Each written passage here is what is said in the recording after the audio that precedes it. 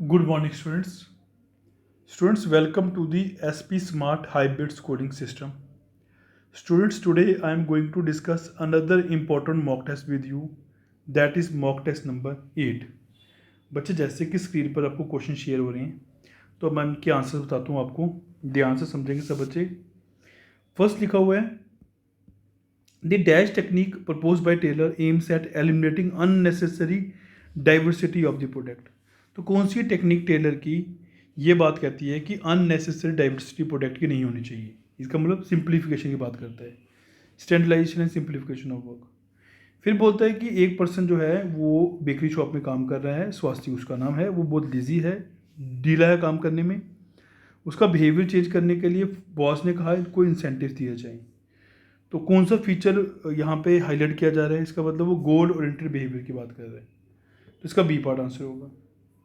Next कहता है, अनुभव लिमिटेड एक मिड स्केल फर्म है जो मोबाइल फ़ोन सेल करती है। ठीक है, उन्होंने डिसाइड किया कि हम भी अपने आप को इन्वायरमेंट के अकॉर्डिंग चेंज करेंगे। सोशल इकोनॉमिक और पॉलिटिकल इन्वायरमेंट आएगा, हम भी अपनी जो वर्किंग है वैसे ही चेंज करते रहेंगे। तो किस इन्वायरमेंट के फ्यूचर की बात कर रहे हैं, तो यहाँ पे बच्चे हमें पता है कि डायनेमिक नेचर की बात कर रहे हैं। फिर कहते हैं, why estimated of expected profit is made in the financial planning process. तो हमें पता ही है क्यों, क्योंकि it helps in determining the extent to which the fund requirement met by internally through retain earnings. इसका आंसर सी पार्ट होगा। Fourth पे आते हैं बच्चे, तो one of the incentives under the greater variety of the work content giving workers more autonomy responsibility and providing opportunity for personal growth. तो ये किस इंसेंटिव की बात कर रहे हैं सर, ये जॉब एनरिचमेंट की बात कर रहे हैं। तो फिफ्थ का बी पार्ट हुआ होगा। मैच दी फॉलोइंग, कोई एक मैच करते हैं, बाकी सब अपने मैच हो जाते हैं। जैसे इंपॉर्टेंस ऑफ कंट्रोलिंग की बात करूँ तो इसको होता है judging the accuracy of standard. इसका मतलब डी का सेकंड पार्ट, डी का सेकंड यहाँ पे भी नहीं, यहाँ पे भी नहीं, यहाँ पे भी नहीं, एक में ही है। तो इसका मतलब थर्ड पार्ट इसका आंसर हुआ होगा। सेवन्थ में आ जाते हैं कि एक यूनिक बिल्डर्स हैं जो has to deliver the flats to buyer on time. चाहते हैं कि हमारे बायर्स को फ्लैट टाइम पर मिल जाएं। ठीक है, इन्होंने देखा कि अब सडन रिस्क का काम नहीं हो रहा, तो ये वर्कर्स अरेंज करना चाहते हैं शॉर्ट पीरियड के लिए, शॉर्ट नोटिस देके। तो कौन सी रिक्रूटमेंट का सोर्स यूज़ करेंगे, डायरेक्ट रिक्रूटमेंट का सोर्स यूज़ करेंगे। फोर्थ आ जाऊँ, डिसएडवांटेजेस ऑफ इनफॉर्मल ऑर्गेनाइजेशन। तो बच्चे हमें पता ही है स्टेटस क्यों होता है इसका आंसर।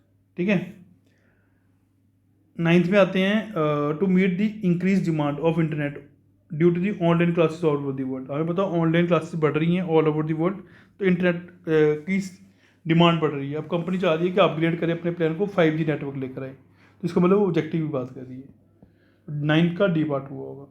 नेक्स्ट कहता है, dash is concern with performance of various activities task in the organisation. तो मैनेजमेंट ऑफ वर्क। कौन सी स्टेटमेंट इनकरेक्ट है, business finance refers to the money required for carrying of business activity, true है। Dividend decision relates to the relatively proportion of the various source of income, ये false है। इसका मतलब B part answer हुआ होगा। Twelfth का आ जाऊँ, the principle of the application of principle of management depend upon the प्रीविलिंग situation at a particular time of time. इसका मतलब ये किसकी बात कर रहा है, ये कॉन्टीजेंट की बात कर रहा है। तो इसमें कौन सा प्रिंसिपल ऑफ मैनेजमेंट आया, कॉन्टीजेंट।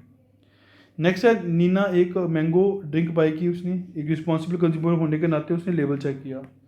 तो लेबल पे चेक किया तो उसको कौन सा लेबल यहाँ पे मार्क हुआ होगा, पता चलेगा कि ये प्रोडक्ट सही है।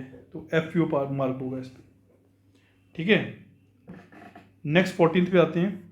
फिर मैच दी फॉलोइंग है, हम कोई एक मैच करते हैं, बाकी आंसर्स अपने मैच हो जाएंगे। जैसे पोटेंशियल सेटिस्फेक्शन ऑफ नीड्स, इसको बोलते हैं वांट्स। तो मेरे को फर्स्ट का थर्ड जो है वो सी पार्ट हुआ होगा, सी पार्ट आंसर हुआ होगा। कहते हैं which of the following is not recognize as misconception. कौन सी इसमें से मिसकंसेप्शन रिकॉग्नाइज नहीं होती है। ईजी, ये ठीक है। Found in entrepreneurship is found only in small business, ये भी ठीक है। Entrepreneurship venture and small business are different, ये जो है मिसकंसेप्शन रिकॉग्नाइज नहीं होती है। ठीक है बच्चे, तो ये आंसर होगा इसका सी पार्ट। अच्छा जी, नेक्स्ट आ जाते हैं 16th पे। 16th में कह रहे हैं मैच करो। जैसे मैं एक मैच करता हूँ, training which is imparted to pilots. तो बच्चे इंडक्शन ट्रेनिंग बोलते हैं इसको। ठीक है, तो इसका मतलब जी का फर्स्ट डी का फर्स्ट यहाँ पे भी नहीं, यहाँ पे भी नहीं, यहाँ पे भी नहीं है, यहाँ से हुआ होगा 16। 7th में आते हैं, identify the reasons why it is important to adopt to appropriate organization structure. Appropriate organization structure क्यों होना चाहिए, इसके लिए आप क्या रीज़न देते हो। लिखा हुआ यूजलेस या रेलिवेंट एक्टिविटीज आर मिनिमाइज नहीं। It ensure the smooth flow of communication, ठीक है, ये हो सकता है। It define the relationship between among, ये भी हो सकता है। It guides all the future actions को गाइड नहीं कर सकती। It enables the firms to integrated, ये हो सकता है। तो बच्चे बी सी ई होगा, बी पार्ट आंसर होगा 17 का। 18 पे आ जाऊँ तो the dash is manipulating the market price of the share by increasing और डिक्रीज द प्राइसेस, तो प्राइस रिगिंग हो रही है। 18 का ए पार्ट हुआ होगा। 19th पे आते बच्चे, which of the following are characteristics of globalization carried under new industrial policy 1991। तो कौन कौन से कैरेक्टरिस्टिक्स हैं ग्लोबलाइजेशन के। It simplify the procedure of import and export, ये नहीं है, ये लिबरेशन की बात कर रहे हैं। It has led freedom of fixing prices, ना ये भी नहीं है। इट ब्रिंग्स रिफॉर्म्स, हाँ ये हो सकता है। It led to rationalization of traffic structure, ये भी हो सकता है, टैरिफ स्ट्रक्चर भी हो सकता है। It has brought about trade liberation, ये भी हो सकता है। सी डी ई हो सकता है, ए पार्ट आंसर हो सकता है इसका। 20th पे आ जाऊँ, dash provides provision under the stock exchange in cooperative, तो बच्चे हमने बड़ी बार पढ़ा हुआ है, सिक्योरिटी कॉन्ट्रैक्ट रेगुलेशन एक्ट 1956। 21 पे आ जाऊँ, identify which of the following is not included in 3 tyre machinery, तो इसमें से कौन सी चीज़ें 3 टायर मशीनरी में इंक्लूड नहीं होती है। तालुका फॉर्म नहीं होती है, स्टेट फॉर्म भी नहीं होती है, और डिस्ट्रिक्ट फॉर्म भी नहीं होती है। बी डी ई यू होगा आंसर इसका। 22 पे आ जाऊँ, नेक्स्ट देखिए, identify which of the following are the functions of entrepreneurship in relation to the economic development. कौन कौन से फंक्शन हैं एंटरप्रेन्योरशिप के in relation to the economic development. तो देखिए बच्चे, कैपिटल फॉर्मेशन है, यस।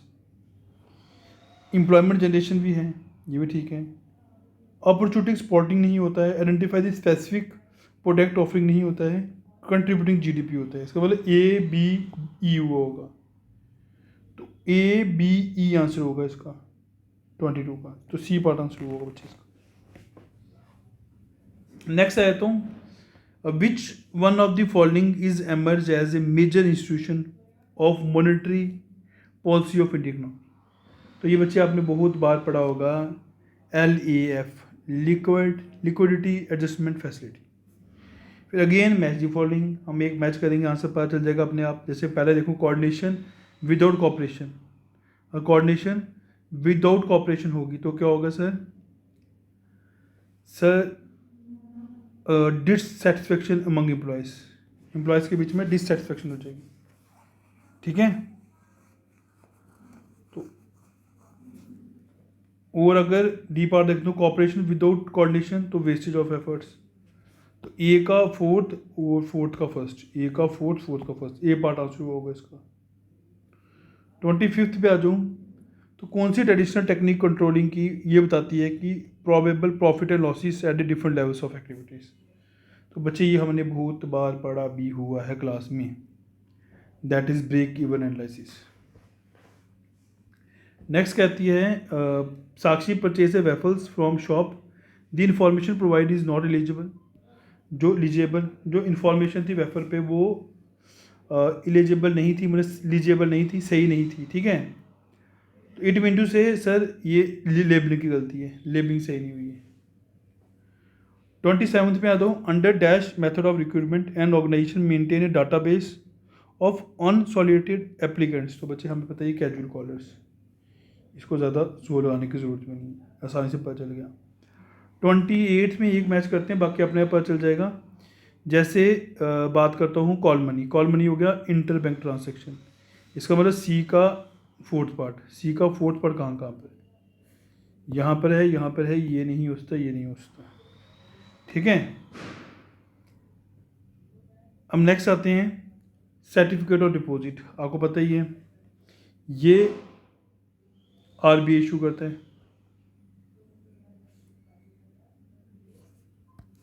सॉरी आरबीआई नहीं करता, कमर्शियल बैंक इशू करते हैं, कमर्शियल बैंक इशू करते हैं।